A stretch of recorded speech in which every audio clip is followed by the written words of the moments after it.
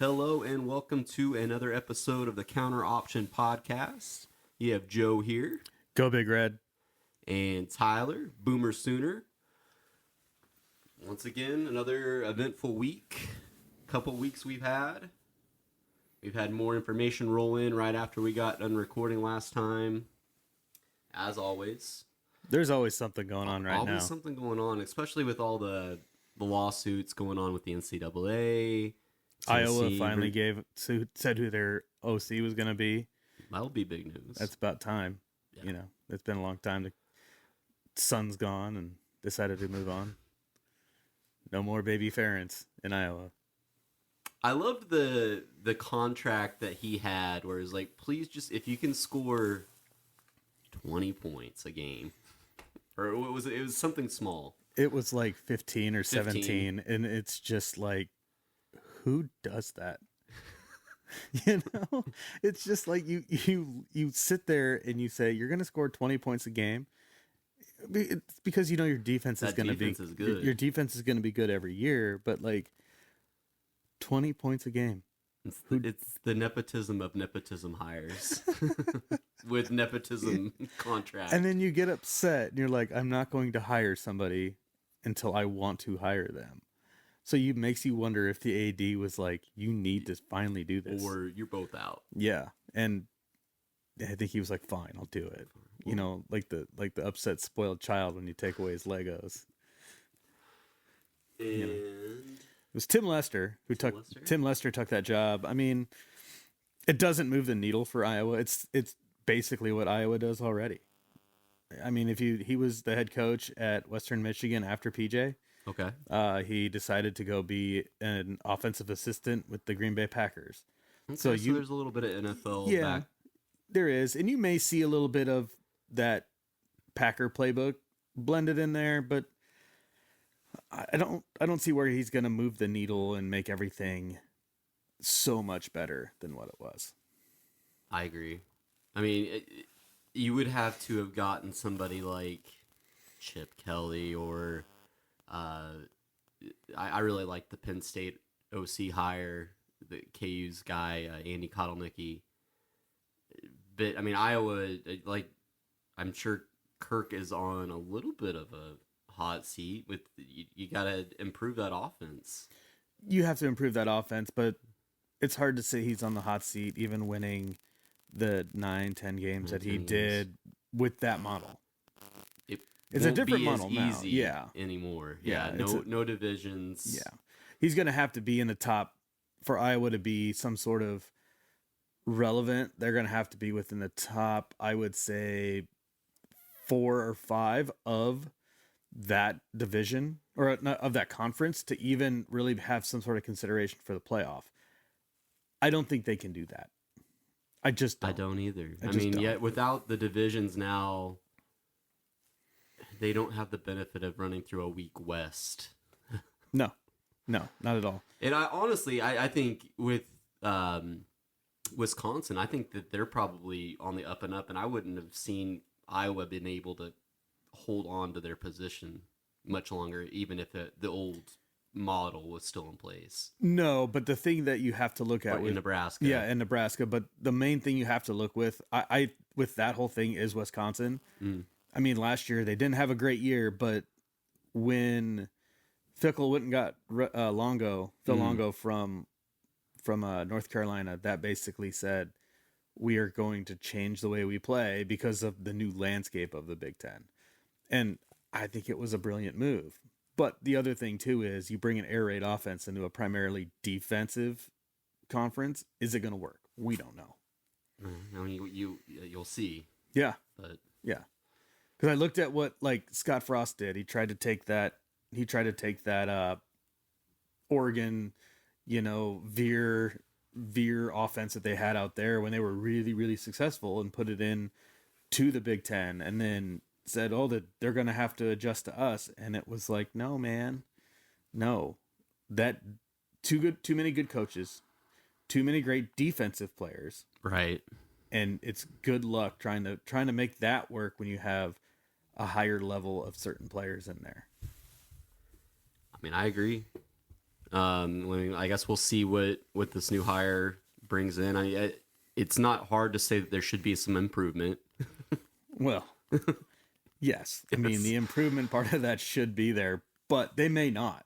Right. They may plateau again where they were at like 115th, I think it was, because they just don't have the talent there to produce in that kind of system. We just don't know. But at the same time, they could creep up into the 50s.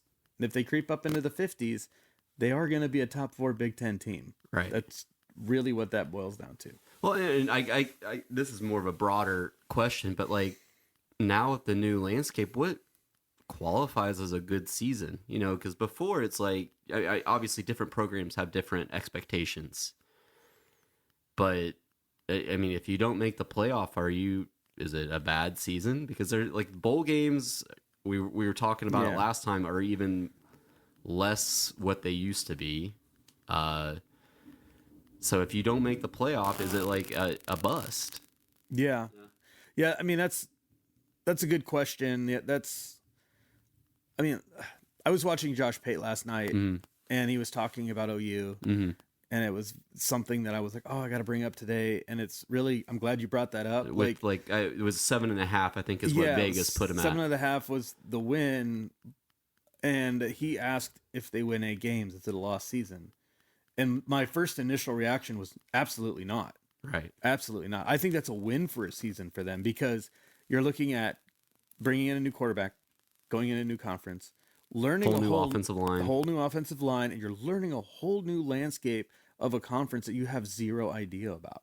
So you walk in there and you go 8-5, you had a really good year. Sure. In my opinion. Now, with Nebraska, I think they have them at a 6-win, 6.5. And I really think that's where they're at right now. Okay. I just do. And it's an improvement from 100%. Yeah. And it's the same thing, though, for us, is it's got a new quarterback. We're probably going to start one of the freshmen for sure. We got a new quarterback coach. We've got some new faces on the offensive line. We're still adjusting to the whole atmosphere of the whole rule going into the Big Ten. So it's the same thing. I kind of was like, afterwards, I was like, he said that, and I go, it's kind of the same for Nebraska. No, yeah. And people don't think about that.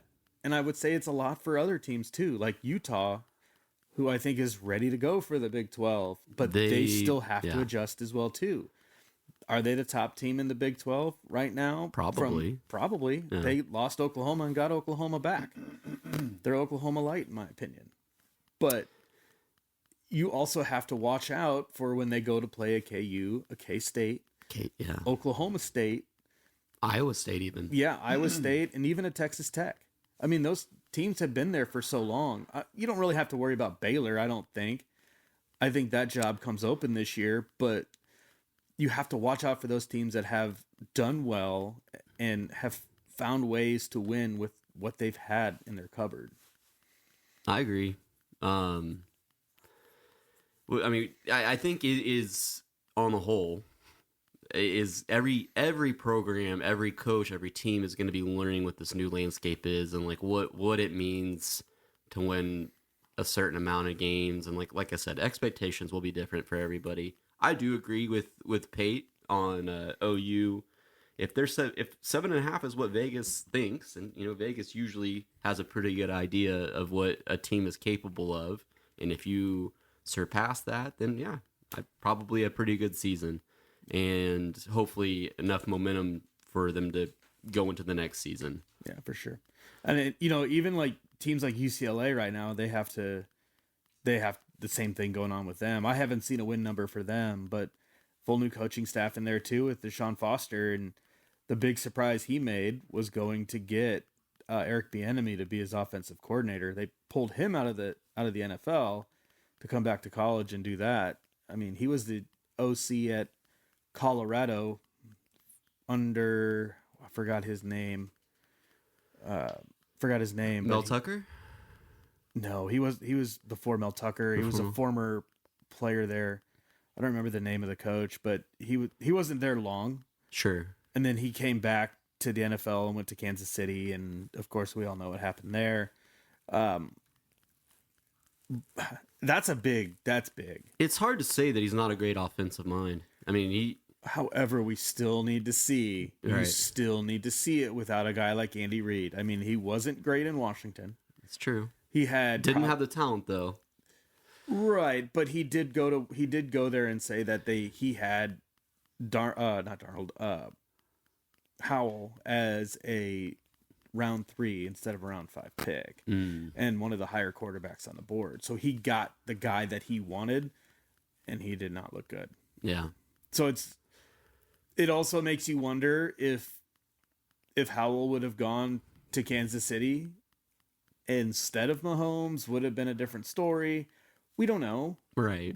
But I just don't know that we can do the oh my God right now with the enemy going to UCLA if he has not done much.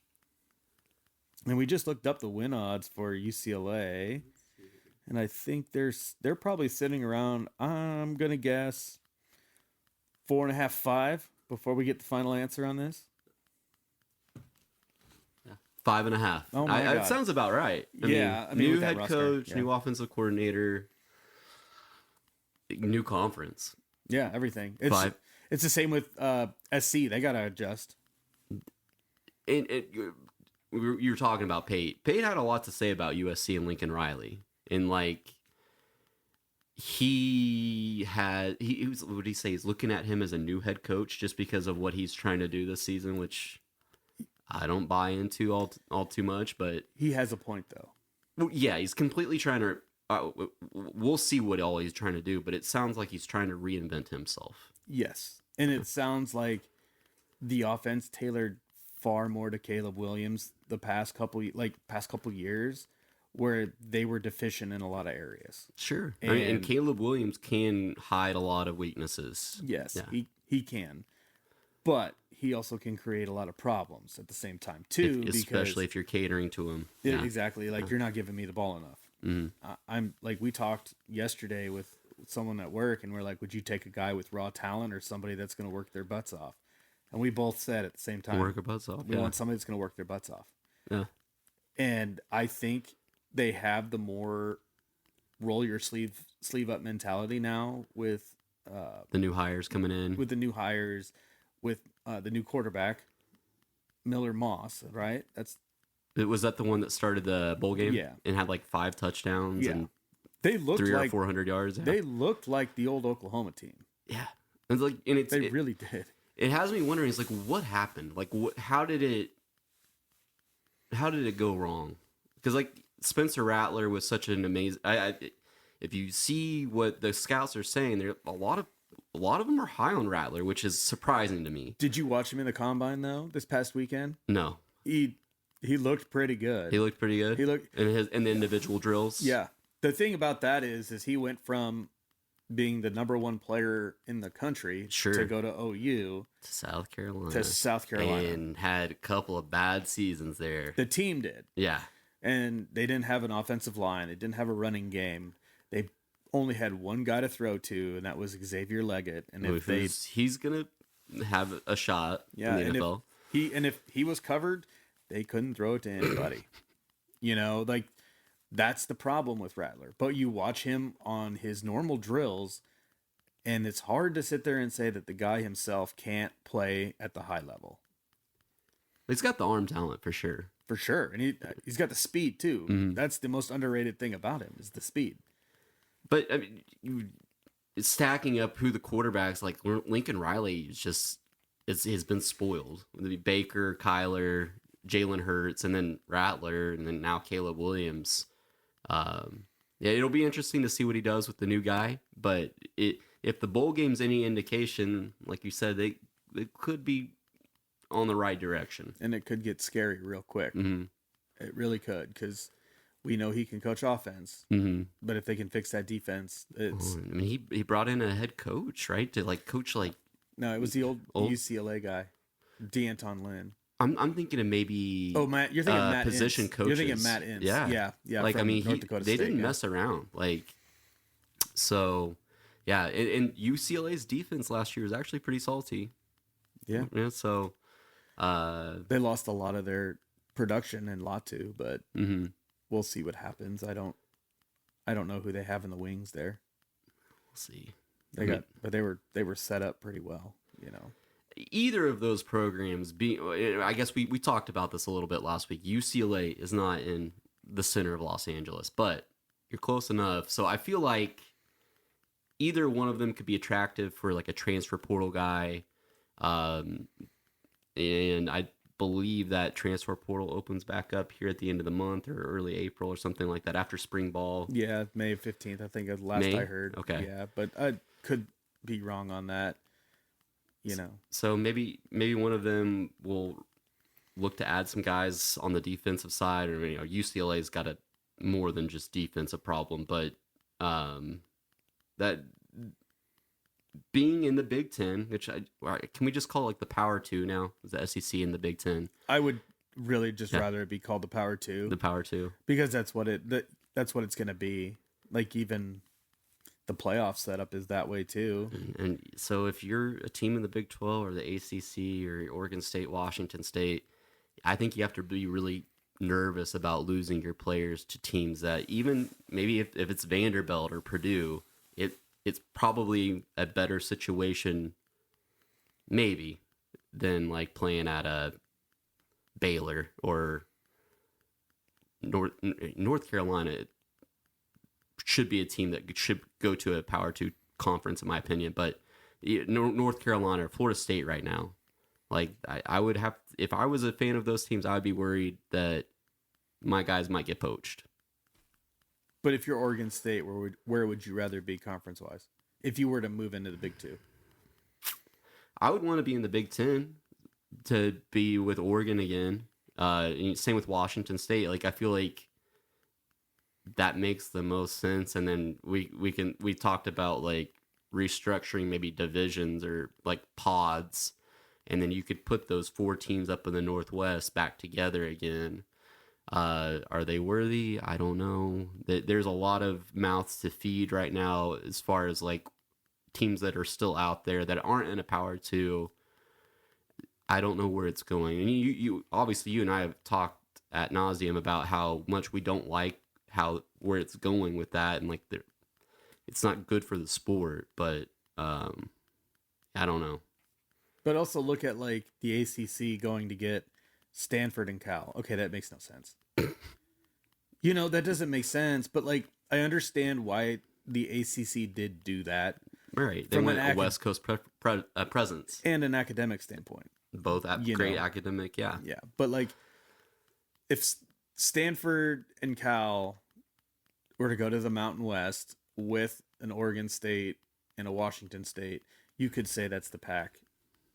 The WAC. Well, you'd turn it back. Well, yeah, I mean, it's essentially that. Yeah. But you also look at it as like, in that area, you got Boise State, that's up in the Pacific Northwest. You'd have Fresno State. That's right there. You could turn that into the new Pac-12, but it would still be not the same as what it was. No, I mean, they lost a lot. Yeah, that was just something that I was looking at. And, you look at those teams there and you just say, well, could be interesting. Hawaii would be there too, which would be kind of fun. Hawaii. Which would be kind of fun, man. Yeah. Oh, you never see them play football. No. But they've had good teams in the past. Like the mid to late like 2000 era. Was it Colt Brennan? Oh yeah. And is it Tommy Chang? Is it the quarterback before It might him? be Tommy Chang. Yeah. Both of them like were setting NCAA records at the time. Yeah. That was like air raid at its finest. Oh yeah. It's like nobody did it better than June Jones, and it was interesting to see because here he is on the big island of Hawaii, just throwing the ball from one side of it to the other, and it's just, what is going on here? No, but honestly, Hawaii with all the Samoan players, like the USC, UCLA typically get their pick of that, but like if Hawaii were to keep those guys in there, like your offensive defensive lines would be stout all of a sudden, and you could probably run through whatever conference that would be. Yeah, and you start to see all the Polynesian players now start going from Miami to the West Coast. Now they're blending in to the Midwest, and they're blending into the Northeast as well too. So it's interesting, but you don't really know what those kids are ever going to do. They're great football players. Oh yeah, They work their tails off. they do. You find them going to Utah and Brigham Young the most because of religion aspects. They all go do Mormon missions and go off and do that, and then they come back and they play for their 4, 5, sometimes 6 years. But when they come back, it's not fair to the other kids because they're grown men. They're gone for 2 years. You come back and you're fresh and you're like... Go on your mission trip. Yeah, do whatever you need to do, and then you come back and you're a grown-ass man. Yeah, that's scary. Scary. Very scary. But then that's honestly, BYU could have some... They have a chance to be good in the Big 12. I mean, and I'm glad that they have the built-in rival with Utah there. And I don't know. I do think, like you're saying, with the mission trips and bringing these players back, they could be good. And usually, like, what's the phrase I'm looking for? Iron sharpens. Yeah, iron sharpens iron. Iron. So with Utah being good there in state, will that elevate BYU to like, well, we got to raise the level of competition? And I mean, that's the same thing with Auburn. With Alabama, like, think about it. It's like Alabama was on this run of national championship, and then a couple times Auburn was able to get there and win one. Yeah. I mean, it's about closing the gap of talent at that point. I mean, I don't think BYU is going to ever surpass Utah in like a recruiting rank. But yeah, again, he's back to what Josh Pate said. Like, the difference between the Ohio States in the Big Ten or the Alabamas and the Georgias and the SEC is the talent gap. If you can close that gap a little bit, even if you can't beat them, but you play them competitively every single year, that gap slowly narrows, and then you can start to beat them because those kids will come, but you as coaches find better ways to game plan and scheme your way through it. Sure. And you have a better chance with just getting kids that are going to want to work hard. I guess we'll see. But we starting this off, we were talking about the NCAA and everything that was going on. Yeah. They lost. Of course they did. Of course they did. We kind of speculated that second episode where we thought that was going to happen. And it did. And it seems like it is the beginning of the swan song for them, at least with the FBS level. They have no teeth anymore. No. Right. And I think we were talking about this the other day, and you're like, it is definitely going to be the wild, wild west because they can't punish anybody. Yeah. And I read a couple articles about it, and they were like, it's the Wild West now. And what it sounded like, I guess the whole thing through everything is what the NCAA has been trying to do at the FBS level is everything we've been talking about is trying to get it all to come in house and make these kids university employees. That was their main like argument within the lawsuit. Sure. I don't disagree with that. Well, and I feel like that's the way to go to get the stability that college football needs. Yeah. And they said it never was meant to be like these high-powered boosters throwing millions of dollars at these kids to come to their school. It was never intended for that. When they opened up the NIL thing, they wanted it. Yet that's how college football has been since the dawn of time. The 70s. Yes, we all know that. Yeah. There's one guy, like Miami was known for that, where they walk down $100 handshakes. Yep. They have that one booster meet you you go on a boat with a booster, and he's like, "Here's $5,000," and then those kids would come. There's all those stories from back in the day. Like Osborne went and sat in a room with a family, and they're like, "What are you going to give my kid?" And he goes, "Nothing, except for an opportunity to play and an education." Oh. And he left, and he said, "Don't ever talk to that kid again." and he never talked to that kid. The kid went to Missouri, got like a Mercedes-Benz out of the whole deal, and never played a down of football. Switzer was not that way. Oh, of course not. But I want to say, like, I notably know the Bosworth, his job, quote unquote, was going out to an oil rig in his Corvette, cracking open a beer and watching it pump. Yeah. Air quote, Yeah. watching it pump. Yeah. But I mean, that's the thing. Is like if the kid was on, if you had good film on the kid, if the kid looked like he could do it, then yeah, I mean, I at that time I would maybe think about it. But if you're like on the fence with him and the film wasn't so great, I'd be like, no, it's not worth my time. But it also tells you to the culture that was set up. It's similar to what Oklahoma has been of put your hand in the dirt, get to work, let's do it. You know, I watch these Nebraska mat drills right now that's going on for winter conditioning to get them in shape, and there's kids puking in trash cans. Well, it's good. That's great. Yeah. But that's great. But like, you hear guys like that played for the program, like Grant Wistrom, if you lost a game in August because you took a day off in February, you were going to get told by the upperclassmen. Sure. And that's the mentality that they're trying to get back to. And I know OU has had that same mentality. No, yeah, Brent Venables, that's where he comes from with his like just rough upbringing, and he believes in the hard work and doing things right. So yeah, I mean, I think that's where culture is going to become an important thing with as much turnover you're having on these teams. You have to instill that culture. So. And if it dwindles, even in this time with transfer portal and all that, you've got a strong culture and you've got a place where kids want to go and play and they don't want to leave. And that's the biggest thing right now. Sure. Because like I was saying with UCLA last time, they lost their quarterback and we thought the culture was off. Right. And it could have been. Could have been. But look at the mass exodus down at Alabama. They're leaving because Saban's not there. I don't necessarily think them necessarily. I mean, I don't necessarily think the culture's terrible. No, I mean, no. And I would say Washington seemed fine when... Yeah, they lost a handful of guys. It wasn't anything crazy. All right. And it seems like, God, is it DeBoer. DeBoer. What he's known for is squeezing every bit of talent out of his offensive players. So I think sounds like culture is something that he believes in and hard work. So Even Michigan. Michigan, yeah. Blue collar program, right? Like you were saying it, like a bunch of these guys were unproven, and they all bought in.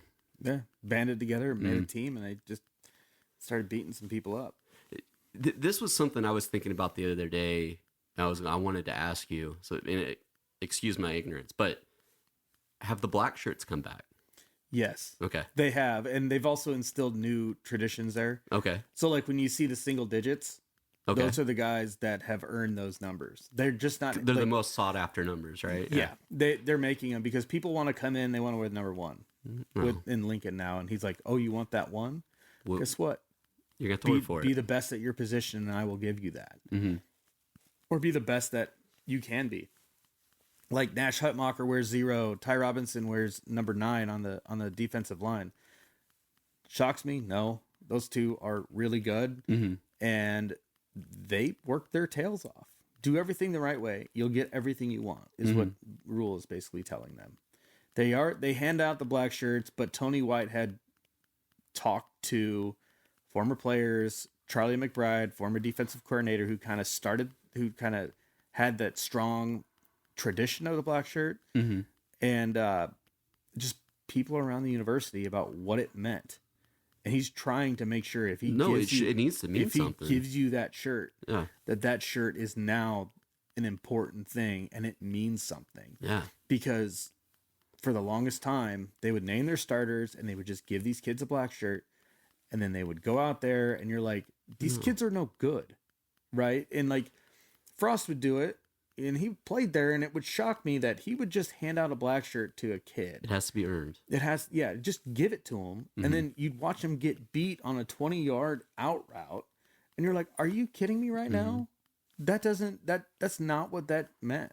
Right. That meant that 20-yard out route that he threw, you're in his face, you're competing for that ball. Right. And now you're not. Like, if I was that football coach, sorry, you lost your shirt. Sit down. Put another guy in there. Find the right guy that will do that. Right. But it's not that. It's not that anymore. It wasn't that for a long time.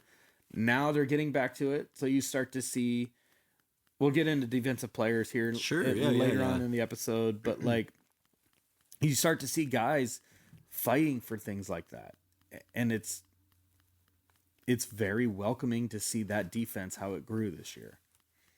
I mean, you ran the numbers. I was running the numbers, and we can talk about that later. But yes, statistically, Nebraska had a very good defense last year. Yes. And it carried them all year. Mm-hmm. They won 5 games on that defense. And imagine if that offense was up to that. If they can play up to that level, yeah. Oh, it can get bad real quick for a lot of teams.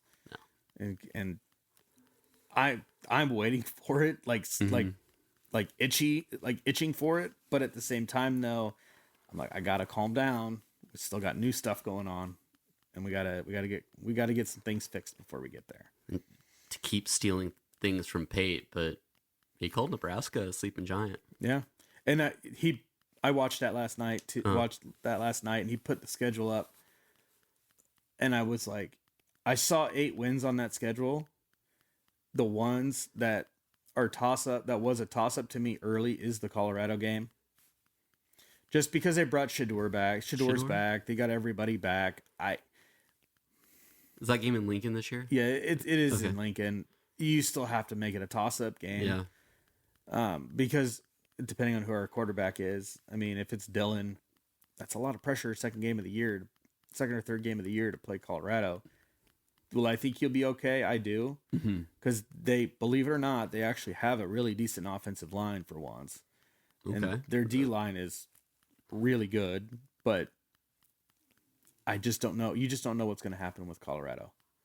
I agree. Because that could be the turning point for the year. Yeah, it could be a catalyst, or it's like, oh no, here we go again. Yeah, and I don't think it'll be either way. It shouldn't feel that way because it's like you said, just the second game of the season. And like it shouldn't make or break you, but for some it does though. Some it does, and that's where you have to start finding the kids that it doesn't. Mm-hmm. We lost the game. Let's get out there and do it again. Mm-hmm. That's what you got to kind of learn from it. Yeah. The ones that don't leave the film room, hey, go home and do homework. I am doing homework. Right. So, what else is going on in the SEC right now? I've heard A&M wants to go. Sounds like A&M's not happy. They don't want to share a conference with Texas. Drives me nuts. They are. That fan base, that program is so wild to me. They're the pretty girl not getting any attention. Are they pretty? No, but they act like it. They think they are. I won national title in their history, and I think it was in the 30s. And I mean, before they even tracked worth fact checking if that's actually true, if they won that, because they also claimed the 2010 Big 12 title, and they didn't even play in that game. No. So, Texas is always going to be big brother to them. Always. It doesn't matter. It doesn't matter if it's A&M, Tech, Baylor. Even if you're not in the same conference, Texas is going to overshadow you, and the only thing you can do about it is go beat them. Yep. So put your hand. Take every Saturday as what it is. Wanting to leave, I think, is a soft move. Where are you going to go? Are you going to go to the Big Ten? I wouldn't want them in the Big Ten. Right. I don't.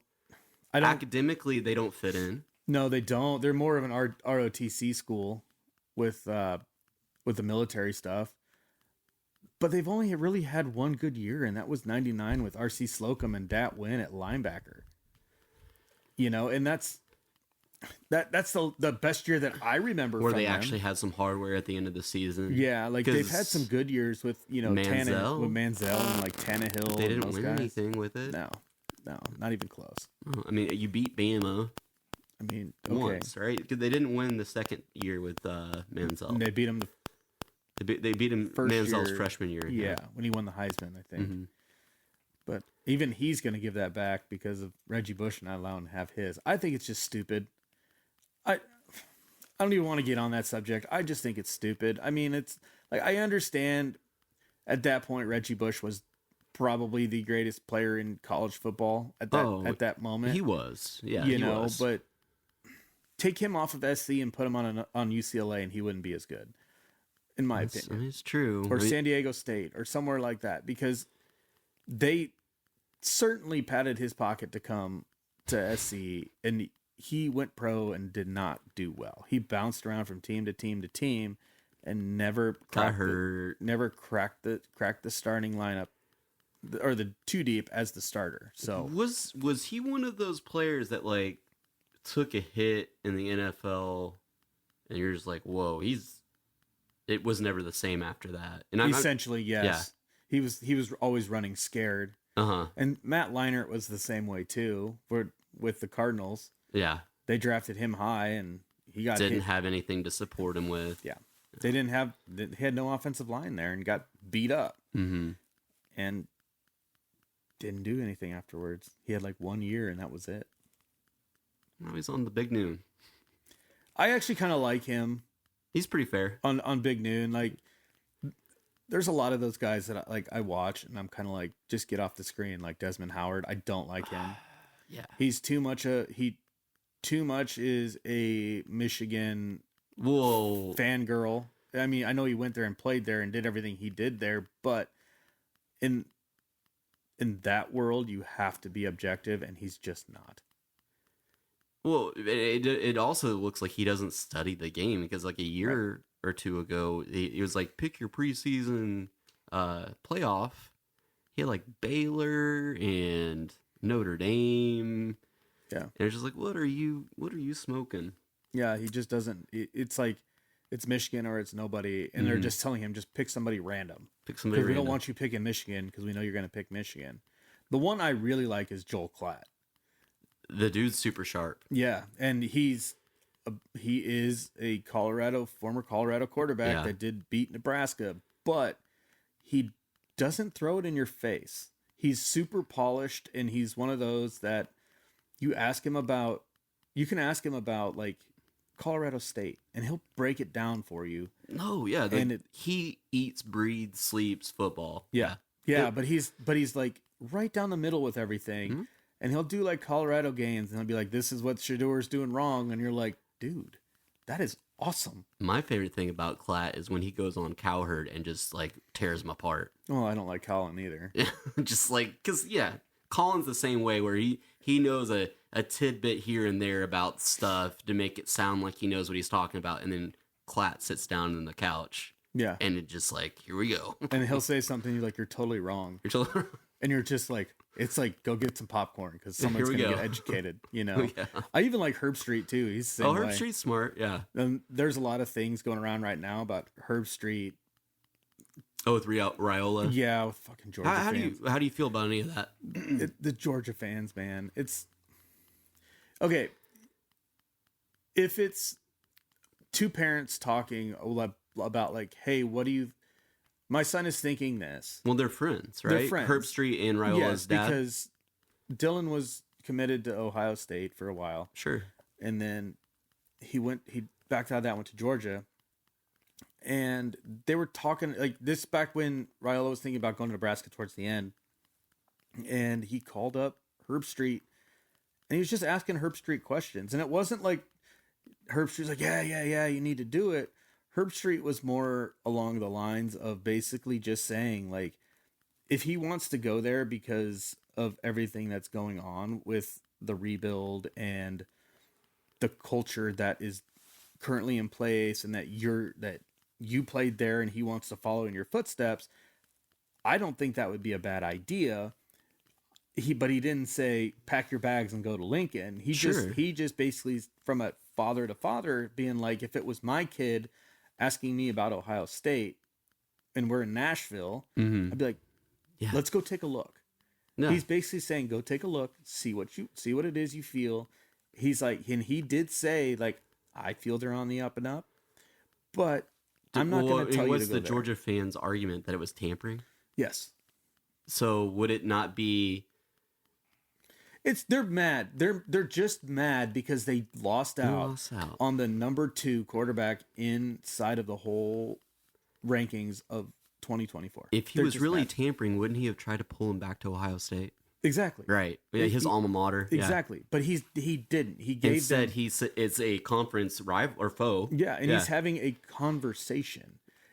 If you're that upset, go get DJ Lagway out of Florida. Just go down there and just go call him right now and say, probably could. Billy's going to get fired next year. You're going to need a spot. Get in that portal and come to Georgia. Yeah. If you wanted to get real upset about that, do that. They're not. I don't know if they're going to do that, but they might. Like, still have Carson Beck, who, and we can get to this at a later date when we can break down maybe like best quarterbacks and whatnot. But like, that's a big time return. Oh yeah, yeah, and that's part of the reason why Dylan started looking again. Is he wants to start? Yeah, he wants to. He wants or to play. Opportunity. He wants the opportunity to play early, and he wasn't going to get that at Georgia, and you can't fault the kid for that. No, you just can't. And we talked last time about the loaded, quarterback room at Ohio State with Aaron Noland and Jalen Sarin and Will Howard, and some other quarterbacks that are there. Those guys are going to leave for the same reason. Mm-hmm. You can't get upset about that. They don't play football and become the recruit that they are to sit on the bench and not play. I agree. That's what they want. Yeah. I Georgia will get over it. They'll be able to find another quarterback, and at the end of the day, I feel like this is where Raiola really wanted to end up. Yes, and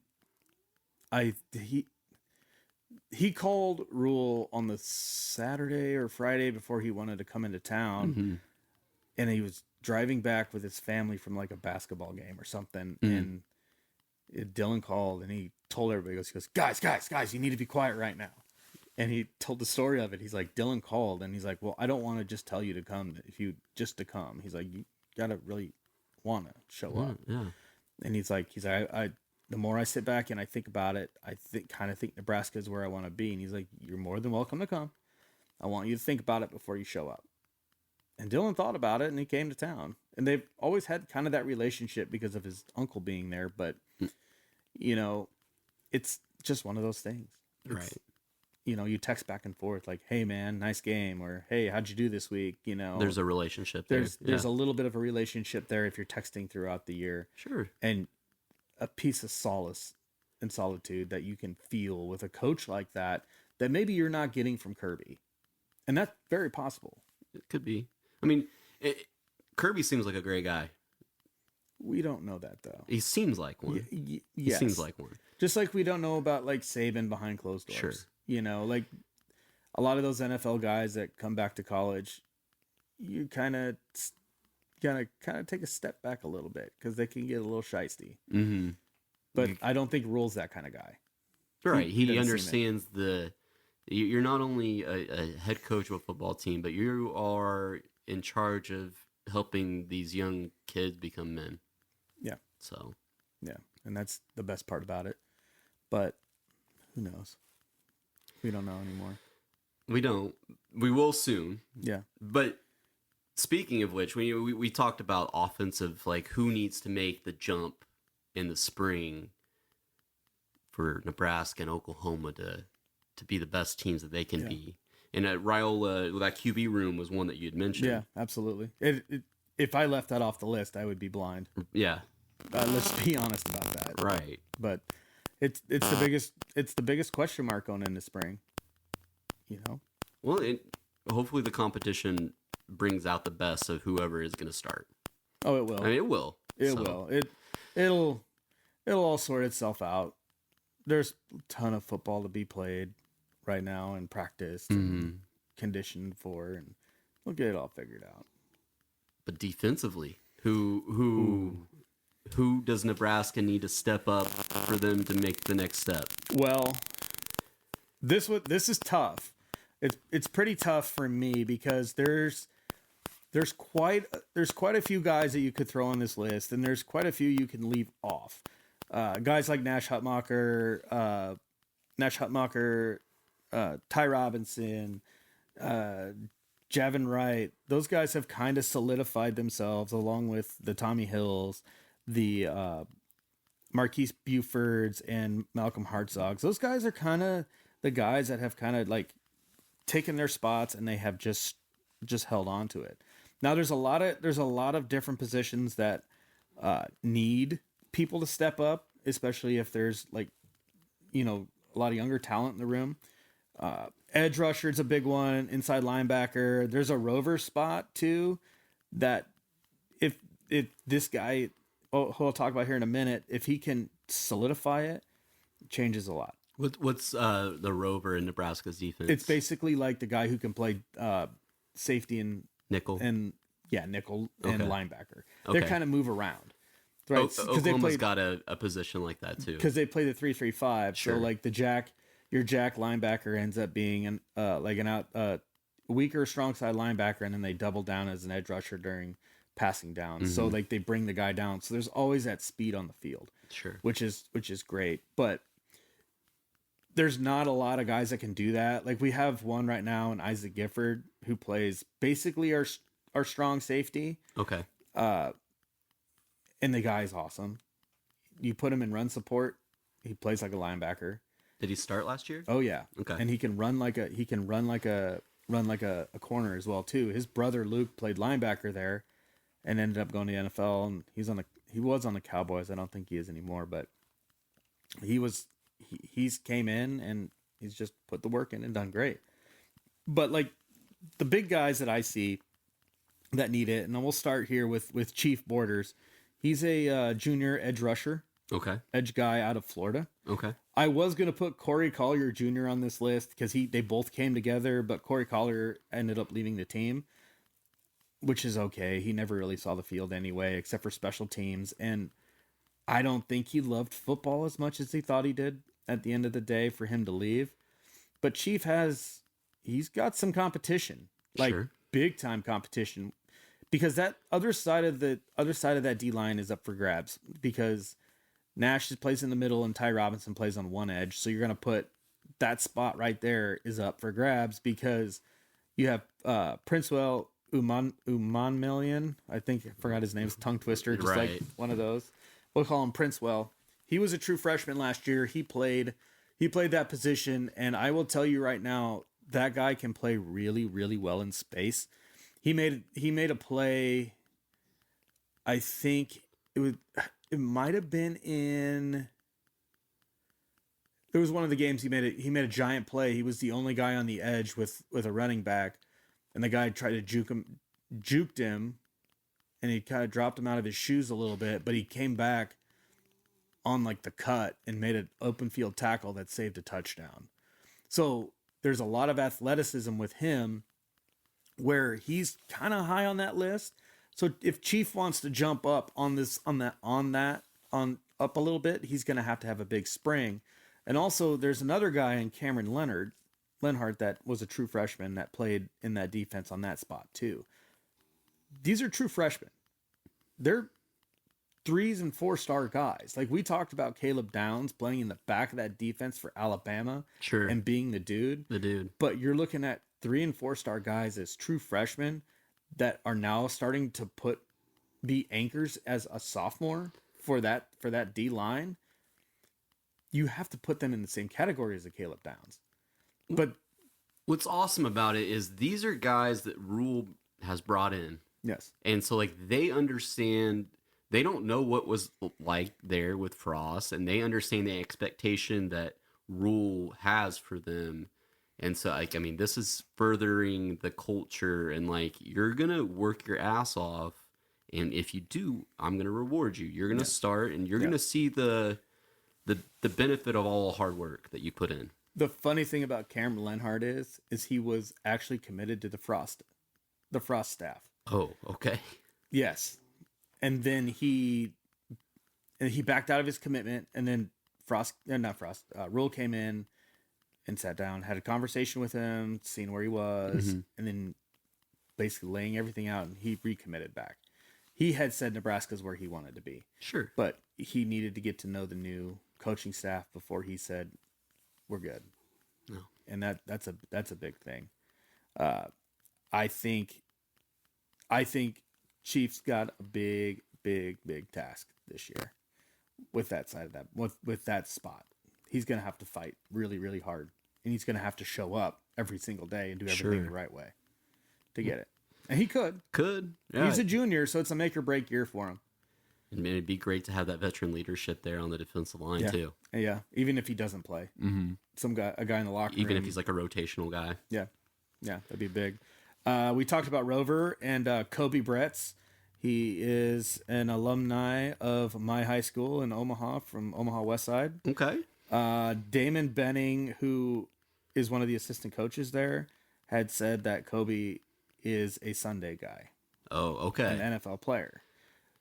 He has to have a big spring. He's a junior. He was recruited by Frost. Okay. And he's fast. I was gonna say, so the Rover could be a wide body type of guy. So like, what are we looking? Is he more like a safety, or is he more like linebacker? Safety? Okay. He's more like the extra safety out there, but Sure. they move him around. They drop him in certain packages where, like, if they run, the whole defense is complicated. So if he's 3-3-5 and you need an extra run You support drop him guy, down. you drop him down, or you drop your safety down. He drops back into coverage. Sure. They kind of play a coverage role or a run support role, but you have to be able to read everything really fast and get going. And Kobe's got the speed. He can hit you, and he can hit you hard. He's had another year in the defense and understanding it more, hopefully. Yeah, and he's a junior guy. He's junior this year, so again, it's another make or break year for him. A lot of all these guys that I'm going to say this year are juniors kids, because it's the year where coaching staffs say, you've been here for 3 years. It all should come together. Even if we're new, it either needs to come together or we're going to recruit over you. And guys that have a ton of talent, like a Kobe Bretz, like a Chief Borders, like a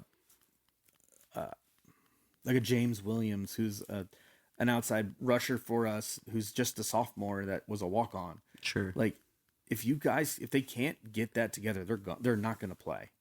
Maybe special teams, but that's as far as they're going to go. And that's Rule's job, is he's got to put the best guy out there. Yeah. So. And I saw something where Kobe is slotted into that Rover spot, but they move guys around all the time, and it may not happen. But he's going to have to work hard.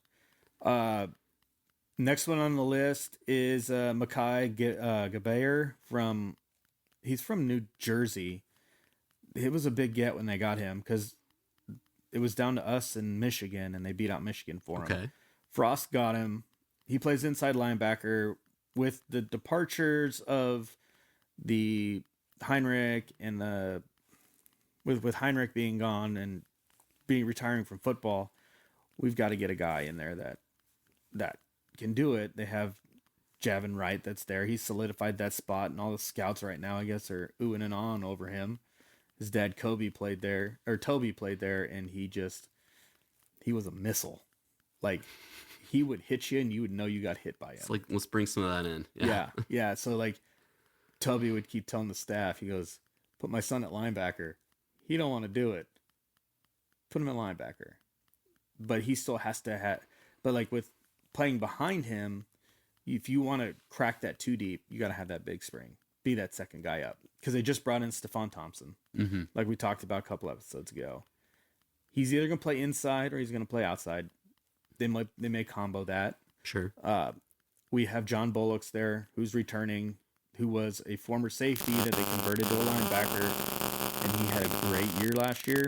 The depth is there, but if you want to be the next guy up there, you have to have a big spring. Right. Otherwise, he's going to get recruited over, and it's over. That's just the way it boils down. Right. And Elijah Judy. Okay. Is the next guy on the list. He's a junior as well too. He's a transfer from the school that thinks they're pretty girls, Texas A&M. Which they have talent. A ton of talent.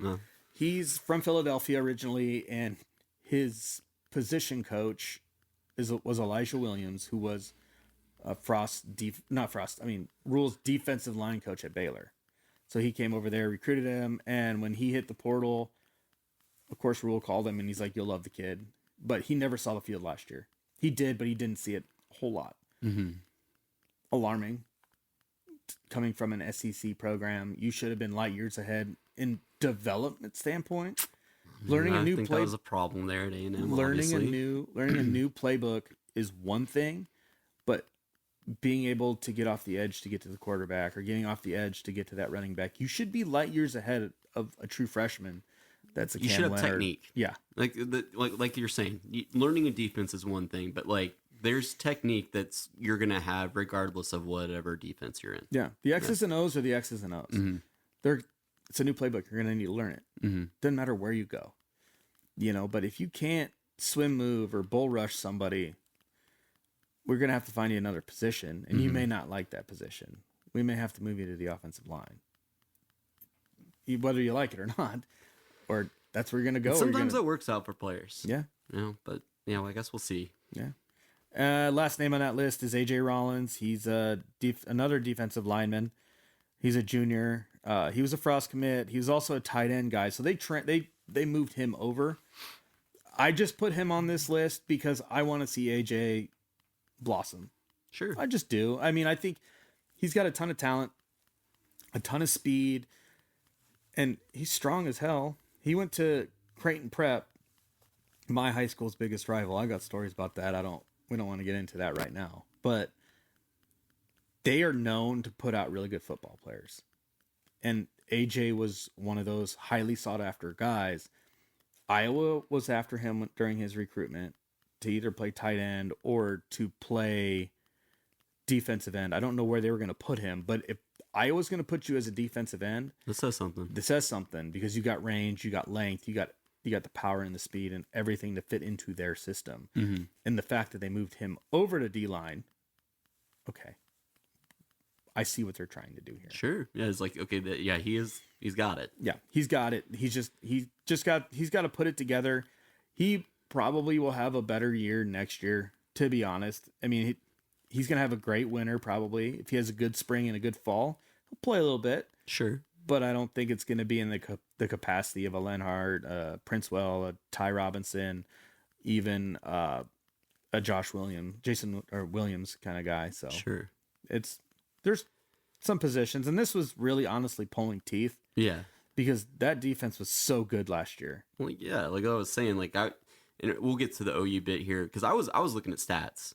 Yeah, because there was definitely an improvement from year 1 to year 2 under Venables, but when I was looking at those stats, like I kept looking, I'm like, where's OU? And like at the top, Nebraska was almost every category. I'm like, I want that. Like, yeah, Nebraska was 8th in run efficiency in the Big Ten. Yeah, we were like 115th last year. That's a remarkable jump. That is amazing for what they did. But it also tells you that there was talent on that roster and they just didn't get coached right. That's just how I look at that. Sure. You started to see a turn in 2022 towards the end after Frost was fired and after they fired Chenander and they made Bill Bush the defensive coordinator. You started to see a switch because they were tackling in live tackling in practices. Now guys got beat up. They know it's going to happen, but it is football. You're going to get beat up regardless. Yeah. But you started to see the defense play better each week. Each week they got better, and you're like, okay. I think they finished in the mid 80s. Okay. But still, you could see them getting better. I don't care about ranking. I really don't. I just care about the result. Sure. Right. I mean, the same. If the results are pretty good, it correlates that you're probably statistically pretty good. Yes. Yeah. Yeah. Yeah. And that defense was really good, and they held up. They had multiple 4th and 1s on the ones that they would stop people on. I love that. It's my favorite thing. Just crushing the soul of an offense. My favorite. It fires me up. I just get that.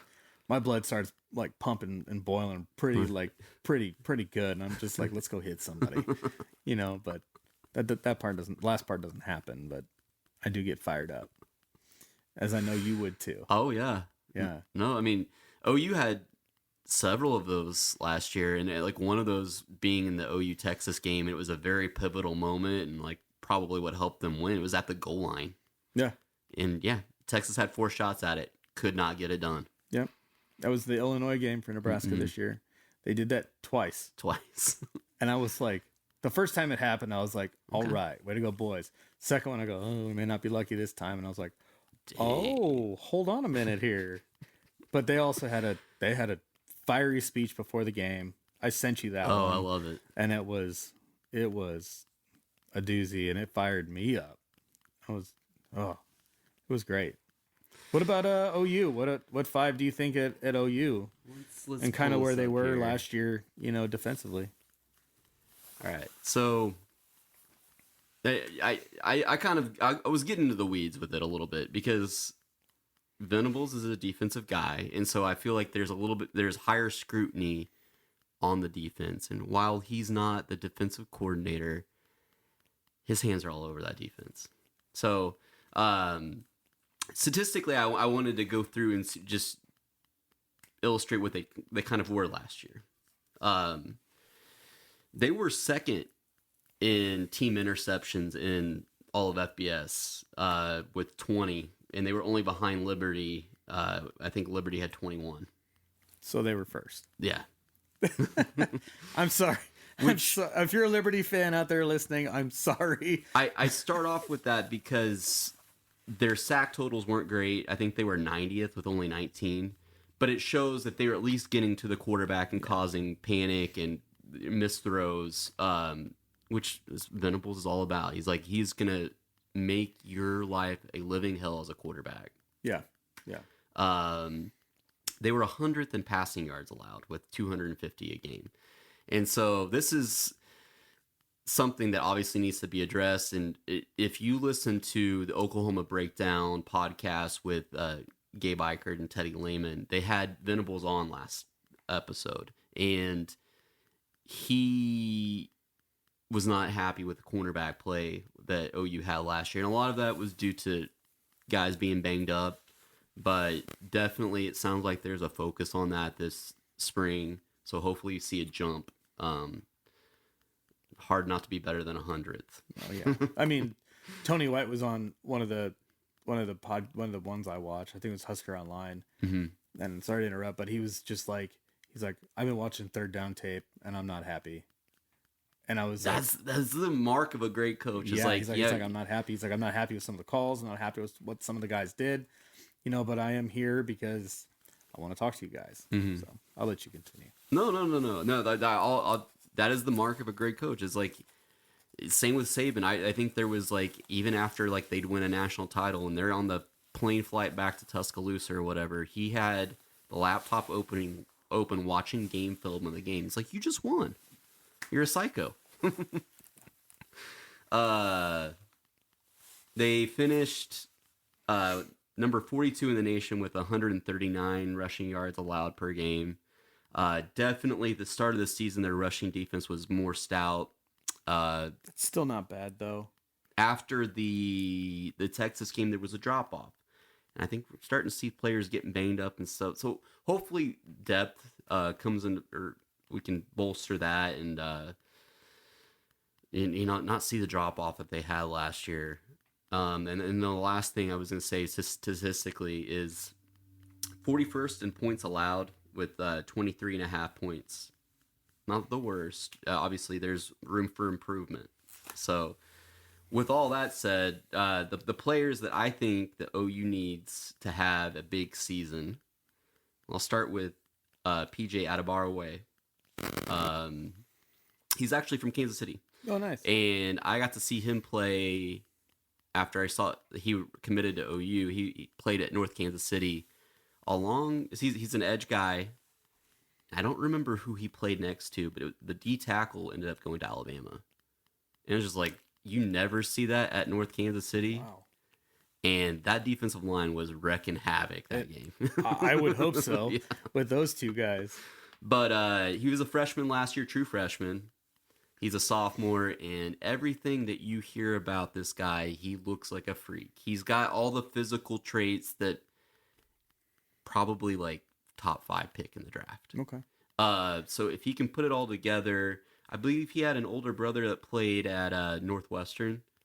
So this family really like they value academics and like do hard work, and so I do expect him to put the hard work in and become the player that we're expecting him to be. But he had some limited playing time last year. I think he just need to put some more meat on that frame. He's a big guy, so put some more meat on it. He's got the reach. Start teaching more of those techniques, or get those techniques down, and hopefully we can see that sack number increase. Would you compare him to a Perion Winfrey, who kind of came through there in the past couple of years? I don't know what the comp is with him. Okay. Big, lanky guy is what Winfrey was PJ. too. Yeah, so maybe, but I mean, they're higher on him than Winfrey. Like this guy, yeah, we'll see. And all indication is, yeah, like he should be able to make the jump. Going back to that podcast, the Oklahoma Breakdown, Venables, he touched on a lot, but one of the things he spoke about was Jacob Lacey having to retire from football, and he was their nose tackle. His blood clots, just can't do it anymore. That's sad. It's sad. I wish him the best, and hopefully, if he wants it, there's a spot for him on the coaching staff. I know Venables takes care of his guys, and if he wants that, I'm sure that will be available. But it does leave the depth is gone. And I think he was going to get some starting reps, and someone like DeJohn Terry, who is a redshirt senior. So like it should all be coming together. And he came in last year from it's escaping me, but he was a spring transfer coming in last year. So this is his second year in Venables defense. It looks like they're probably going to put him at nose tackle. And with the amount of, how big those offensive lines are in the SEC, and we were talking about how the rushing defense wasn't that great for OU last year. A big way to improve that is you improve your play at the nose or the defensive line, and hopefully he can do that. And Joe just pulled that up. He came from Tennessee. Ooh, that's a big one. It's a big one. Yeah. So he should be able to pull it together. She should be able to pull it together. The next one here, it's kind of defensive line heavy. Actually, you know what? I'm going to audible. I was going to say Ethan Downs, who's probably going to play on the opposite side of PJ Adebaraway. I think Ethan Downs is going to... He'll be a senior. I saw improvement in him last year. So I think he should be able to keep growing. But I don't know, now the more I look at this, I don't know if he's as pivotal as a linebacker. And who I would say is Kip Lewis. And I believe Kip is a junior. He was a bench player at the beginning of the season and ended up taking Jared Canick's spot. Ooh. I like Canick. You like Canick, but wait till you see Lewis. All right. So going back to that Oklahoma Breakdown podcast, Teddy Lehman, who is an ex-OU defensive, or he's a linebacker that used to play there at OU, loves Kip Lewis. He does everything right. He's everything that you'd want from a linebacker. And when he was out there, it was a noticeable, an improvement. Because we, at one point, Danny Stutzman was out last year. And so Kip Lewis came in and everybody was like, whoa. And so when Danny came back, instead of keeping Danny out, because Danny Stutzman's he's a great linebacker as well, Kip took Jared Canick's spot. And I expect Kip Lewis to maintain that spot going into next year. And with Danny Stutzman and Kip Lewis, that's a pretty stout linebacking core. Even with Jared Canick coming in rotationally, I'm pretty excited about that. And looking at who the coach is for them, Brent Venables, where does Kip play? Is he playing the outside or inside? He will be. Danny's the inside guy, Okay. so I believe I don't know strong or weak side with. They'll figure that out. I could see a world where they get all three of them on the field. Mm-hmm. I think Venables kind of wants them all to know what each position does. So there's a little bit of he rotates them, but the two of them together, Stutzman and Kip Lewis, I'm pretty excited about. You were talking about that rover position with Nebraska. It's the same position in OU's defense. Venables likes to call it the cheetah. Ooh. And notable cheetah player that came out of Clemson was Isaiah Simmons, who's NFL player now. Kansas City native. So I look at that. There hasn't been a star player there yet. There's been one that we think is gonna be there, and then he gets hurt every year. And then this is the player I'm going to talk about, Justin Harrington. He is like medical redshirt senior at this point. The 2022 season got hurt in like training camp. Didn't even get to play the 22 season. 23 season, he got hurt in the first game. I'm hoping it's all just bad luck and that he can bounce back and be strong, because when he is playing at a high level, which has only been in practice at this point, they speak the world of him. They really like what he's able to do. He's kind of like your oversized corner, maybe like safety type body, who can do it all. That cheetah position is a little bit depleted, because also behind him, we had a transfer from Indiana, Deshaun McCullough. He's a freak as well, but hurt. And I believe still hurt. And so right now, Kendall Dolby is the lone guy who's healthy. And he had a pretty decent season last year. He made some big plays. But if we're looking at who could be the best, I imagine it's probably going to be Justin Harrington. And I hope that he can get better and have a good spring. And then lastly, I was talking about how OU finished 90 or 100th in passing yards allowed. We need corners to step up, and it's a lot to ask for. This is going to be a redshirt freshman, Josiah Wagner, but everybody was really high on him last year, and he once again got banged up.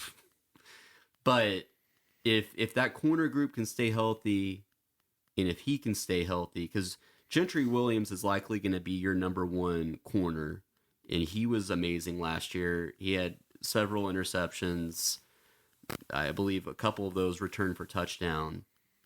And then on the opposite side of him is a question mark. So if Josiah Wagner can step up and be that guy, I know you have Woody Washington as well, but we need more depth there, and it will overall improve the play if we can just have all those guys back and healthy. And it would be cool to see if one of the young guys step up. And I feel like corner is a position where you can be a younger guy and come in and play right away, rather than having to beef up, being on like a offensive defensive line or a quarterback. So those are my guys. As long as you can run, cover, and bat a ball down. Sure. I mean, I know that sounds funny to say, but like, it's hard for some people to read and when to flip their hips and do all that at a corner position. As long as you can do that at an okay successful level, you can play your freshman year. Sure. Yeah, I agree. And this will be a redshirt freshman season. So this is his second year in Venables' system. And Jay Valai, who's the defensive back coach who came from Alabama, like, I've loved what he's done so far. I feel like he's kind of had a bad luck with all the injuries, but that's football. That's football. And we're seeing more of it at OU than in the past, because like Nebraska, they're wanting to be more physical in practice and tackle, because that's the only way you can be physical in a game is if you actually practice it. Yeah. So hopefully the injury bug doesn't bite, and most of these guys can step up and be what OU needs them to be.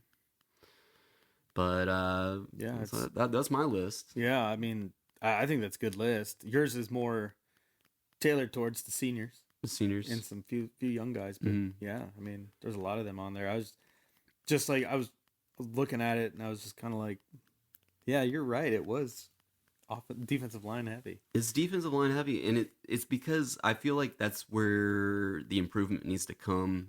Is if you're looking at the statistics, the rushing, the passing yards, like the scoring, like it all starts up there at the front. Do you think that's more from either a lack of depth or depletion of talent? Both. You think so? Both. I mean, I think we're starting to see some of the Venables guys come in. This last recruiting class, you got a couple of IMG guys, and one of them being one of the top D tackles in the nation, David Stone.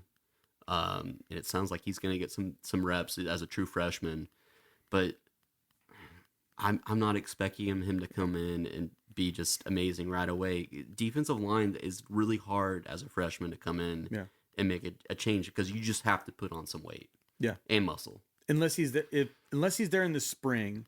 Mm-hmm. He's an early enrollee. Oh, so he got there for winter conditioning. Sure, he could play. He could play. Yeah, he could play. I don't know how many snaps or how many games he'll play, but they'll bring him in. They're gonna get him some experience. At least rotationally, bring him in. Even if he plays 4 games, he can still redshirt. Mm-hmm. So that's a big thing. You could still get that from him. But yeah, I remember watching. I think I watched him in one of the All-Star games, and he was a monster, just pushing people around, and I was like, all right, I like this kid. Yeah, I mean, a lot of people are saying, is this like the next Gerald McCoy? And yes, I'd hope so. You hope so, but you also don't want to put that kind of pressure on him.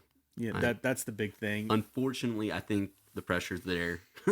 Well, the pressure's there because of the hard work that he's put in. The 5-star, and everything that he's done. That's the only reason the pressure's there. Yeah. And it's like what I told you, what Rule said to Dylan. Don't worry about the stars. Don't worry about any of that. Just go out there and be you. And that's all that Stone has to do is go out there and be him. Right. Do do all you were doing to be the great player that you already are. Yeah. To be the guy. Yeah. But so that's probably it for this one. But we might have some guests coming up. Yeah, we got a couple of them lined up. I think next week or the next pod it's going to be a KU centric. That'll be fun. Cast. Yeah, I like that. There's a lot going on with KU and a lot to be excited about. And we'll have a KU guy on and talk what all we can expect to see from them next year. Yeah, and then we're looking at K-State after that. So that'll be kind of 1 and 2 after in the city after that. We're still looking for others, Sure. We're still reaching out to people. Potentially Oklahoma State. Yeah, potentially that'll be a fun one. That'll be a fun one. If they're willing to do it. If they're willing to do we're willing to have them on. So that's where I stand on that. But yeah, keep an ear out. We may have a little less time in between this one and the next one, but yeah, which is a good thing. Absolutely. We just got to check with we got to work schedules and all that, but fingers are crossed that it's a little less time. Yeah. Well, we thank you all for listening, and we will see you next time. Thank you very much, guys.